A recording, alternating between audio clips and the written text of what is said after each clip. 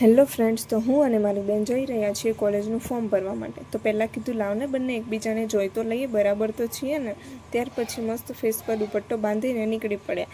રસ્તામાં જતાં જતાં મેં એને કીધું કે હું તો નર્સિંગ કરું છું, સવારે જાઉં અને કોલેજથી સાંજે ઘરે આવી જાઉં, પણ તું તો પીટીસી કરવા હોસ્ટેલમાં જતી રહીશ તો મને તો એકલા ગમશે પણ નહીં. આમ વાતોમાં ને વાતોમાં અમે પહોંચી ગયા. પછી ત્યાં પહોંચીને બંને એકબીજાની સામે જોયું ને સ્માઇલ કરીને આવા બધા ગાંડાની જેમ નાટક કરે. પછી મેં બહાર જોયું તો અમારી પછી આવ્યા હતા, એમનાય કામ પૂરા થઈ ગયા ને એ પણ ફોર્મ ભરાઈને ઘરે જતા રહ્યા. પણ અમારું કામ તો બાકી જ હતું. પછી હું વિચારતી હતી કે આ ભાઈ ફોર્મ જ ભરે છે કે શું. ઘડીક થઈને હું ફોનમાં ટાઈમ જોતી હતી. ત્યાર પછી અમે ઘરે આવવા નીકળી ગયા. ઘરે આવતા નાના બેને ઘરે આવતા હતા તો મેં કીધું કે ફોર્મ તો મારું ભરાતું હતું કે પછી બેનનું, કેમ કે મને તો એવું લાગતું હતું કે મારું જ ફોર્મ ભરાય છે.